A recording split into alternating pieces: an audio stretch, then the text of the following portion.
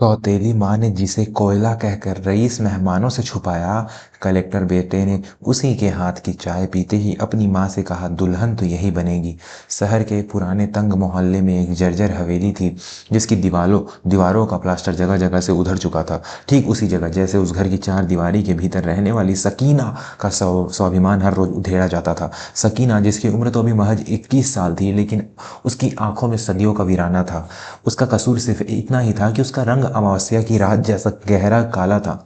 सकीना के वालिद अहमद साहब एक सीधे साधे सरकारी मुंशी थे। पहली बीवी के इंतकाल के बाद घर संभालने के लिए उन्होंने रजिया से दूसरी शादी की थी। रजिया अपने साथ दो बेटियां लाई थी, साइमा और नाजिया। कुदरत का खेल देखिए, रजिया की दोनों बेटियां दूध जैसी सफेद और संगमरमर जैसी चमकदार थीं, जबकि अहमद साहब की अपनी बेटी सकीना तवे जैसी काली। सुबह होते ही रजिया की कड़वी आवाज पूरे घर में गूंजती, अरे ओ काली कलूटी, अभी तक चाय नहीं बनी।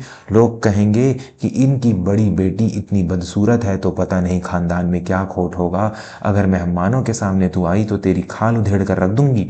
सकीना चुपचाप रसोई में खटती रहती। उसका दिन सूरज निकलने से पहले शुरू होता और रात के गहरे सन्नाटे में आंसुओं के साथ खत्म होता। वह पूरे घर का झाड़ू पोछा करते रहे, कपड़े धोती और रजिया के ताने सुनती। बदले में उसे क्या मिलता? सूखी रूखी रोटी और मनहूस होने का तमगा। साइमा और नाजिया रानियों की तरह सजती संवरती और सकीना को अपनी नौकरानी समझकर हुक्म चलाती। ए सकीना, मेरे सैंडल साफ कर दे, साइमा चिल्लाती। और सुन, मेरे लिए बाजार से नई क्रीम लेते आना, शायद तेरे काले गालों पर भी कुछ असर हो जाए। नाजिया खिलखिलाकर हंस पड़ती। सकीना का दिल छलनी हो जाता, मगर वह उफ तक न करती। उसका एक ही सहारा था, उसका रब। काम से जब भी फुर्सत मिलती वह वजू करके कुरान शरीफ खोल कर बैठ जाती। उसका रंग भले ही काला था, लेकिन जब वह तिलावत करती तो उसकी आवाज़ में ऐसा रूहानी दर्द होता कि सुनने वाले के रोंगटे खड़े हो जाते। लेकिन अफसोस, घर वालों को उसकी यह खूबी कभी नज़र नहीं आई। अगर आप भी मानते हैं कि इंसान की असली खूबसूरती उसके चेहरे में नहीं, बल्कि उसके दिल और नीयत में होती है, तो हमारे इस परिवार के साथ अभी जुड़े और अपनी मौजूदगी दर्ज कराएं, सब्सक्राइब करें। वक्त गुजरता गया, सायमा और नाजिया के लिए रिश्ते आने लगे, लेकिन रजिया की लालच का कोई अंत नहीं था। वह चाहती थी कि उनकी बेटियों की शादी किसी बड़े नवाब या अफसर से हो। दूसरी तरफ अहमद साहब सकीना के लिए फिक्रमंद थे। उन्होंने कई जगह बात चलाई, लेकिन हर जगह से यही जवाब मिलता, लड़की बहुत काली है, हमारे लड़के के साथ जोड़ी नहीं जमेगी। एक बार तो हद ही हो गई, लड़के वाले देखने आए और रजिया ने सकीना को अंधेरे कमरे में बिठा दिया। लेकिन जब लड़के की मां ने जिद करके सकीना को देखा तो भरे समाज में थूक कर चली गई। अहमद भाई, हमें तो लगा था आपकी बेटी सांवली होगी, ये तो पूरा कोयला है। हमारे खानदान में आज तक इतना काला बच्चा पैदा नहीं हुआ, माफ कीजिएगा।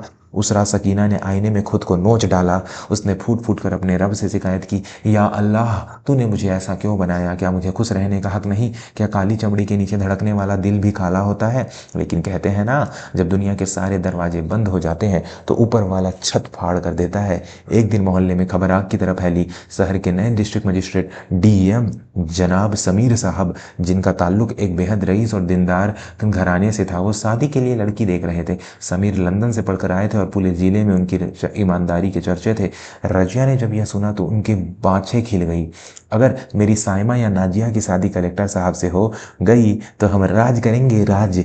रजिया ने एड़ी चोटी का जोर लगा दिया और बिचौलिए के जरिए समीर के घर पैगाम भिजवा दिया। हैरानी की बात यह थी कि समीर की वालिदा हाजी बेगम रिश्ता देखने के लिए राजी हो गई। तय हुआ कि रविवार को वो अपने बेटे के साथ खुद आएंगी। उस दिन घर में जैसे ईद का जश्न था। घर की पोताई हुई, नए पर्दे लगे। रजिया ने अपनी दोनों बेटियों को ब्यूटी पार्लर भेजकर ऐसा सजाया जैसे वो हूर परियां हो। और सकीना, रजिया ने उंगली उठाकर सकीना को चेतावनी दी, खबरदार दो तू उस समय बाहर भी निकली तो बावर्ची खाने में रहेगी और वहीं से शाही खाना तैयार करके भिजवाएगी। याद रखना, अगर खाने में जरा भी कमी हुई तो तुझे जिंदा गाड़ दूंगी। सकीना ने सिर झुका लिया। उसके हिस्से में तो बस चूल्हे की आग और मसालों की जलन थी। उसने दिल लगाकर खाना बनाया, बिरयानी, कोरमा, कबाब। हर डिश में उसने अपनी दुआएं और खामोश आंसुओं का जायका मिला दिया। दोपहर को गाड़ियों का काफिला रुका। समीर साहब एक सादे लेकिन प्रभावशाली लिबास में और उनकी वालिदा हाजी बेगम घर में दाखिल हुए। रजिया और अहमद साहब ने उनका शानदार स्वागत किया। साइमा और नाजिया को नुमाइश की तरह सजाकर सोफे पर बिठाया गया। हाजी बेगम की पारखी नजरें सब देख रही थी। उन्होंने साइमा से पूछा, बेटी, घर का काम जानती हो? खाना पकाना आता है? रजिया तपाक से बोल उठी, जी जी, मेरी बच्चियां तो सर्वगुण संपन्न है। आज का यह लजीज खाना, यह बिरयानी, यह सब मेरी बड़ी बेटी साइमा ने ही बनाया है। इसे कुकिंग का बहुत शौक है। साइमा ने झूठी मुस्कान के साथ सिर हिला दिया। तभी समीर ने बिरयानी का पहला निवाला मुंह में रखा। एक पल के लिए वह रुक गया। लंदन के बड़े बड़े होटलों में खाना खाने वाले समीर को उस निवाले में एक अजीब सा अपनापन महसूस हुआ, एक ऐसी मिठास जो सिर्फ और सिर्फ शिद्दत से पकाए खाने में होती है। समीर ने साइमा की तरफ देखा और एक सवाल किया, माशाअल्लाह, खाना बहुत उम्दा है। वैसे इस कौरमे में आपने कौन सा खास मसाला डाला है? खुशबू बहुत अलग है। साइमा हड़बड़ा गई। उसे तो यह भी नहीं पता था कि कौरमे में हल्दी डलती है या नहीं।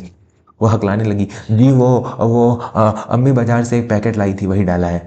समीर के चेहरे पर एक हल्की सी मुस्कान आई, समझदार वाली मुस्कान। माहौल में एक अजीब सा तनाव फैल गया। क्या समीर झूठ पकड़ लेंगे? क्या रजिया का खेल बिगड़ने वाला है? अगर आप भी मानते हैं कि झूठ के पाँव नहीं होते और सच छुपाए नहीं छुपता, तो अभी इसी वक्त कहानी को लाइक करें और देखते हैं आज सच्चाई की जीत होती है फरेब की। सब्सक्राइब भी कर दें। समीर ने पानी का गिलास मेज पर रखा और अपनी गंभीर आवाज में बोले, खाला जान, माफ़ कीजिएगा, मैं एक कलेक्टर हूँ, लोगों के चेहरे पढ़ना मेरा काम है। जिस हाथ ने यह खाना बनाया है उसमें दिखावा नहीं बल्कि सेवा का और सब्र का स्वाद है, और इन बच्चियों के हाथों में, माफ़ कीजिएगा, मुझे वो हुनर नहीं दिख रहा।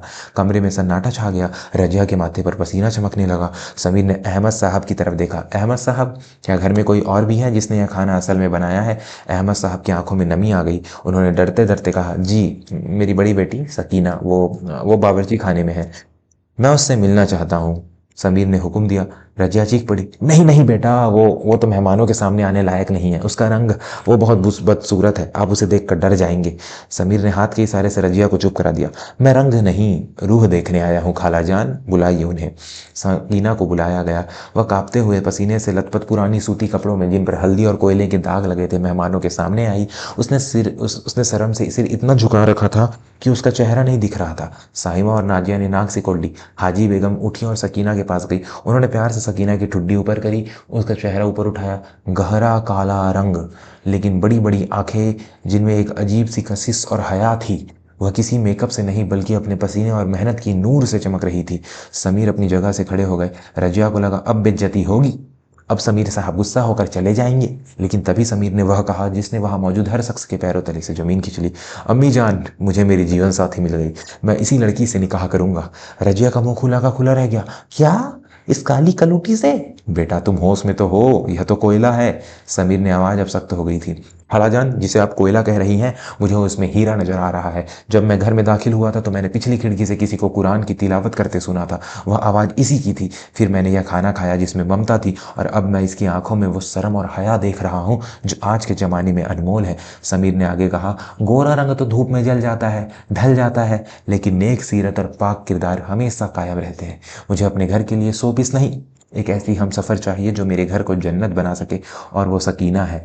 सकीना की आंखों से टप टप आंसू गिरने लगे। आज पहली बार किसी ने उसके रंग के पार उसकी रूह को देखा था। अहमद साहब ने दौड़कर समीर को गले लगा लिया और फूट फूट कर रो पड़े।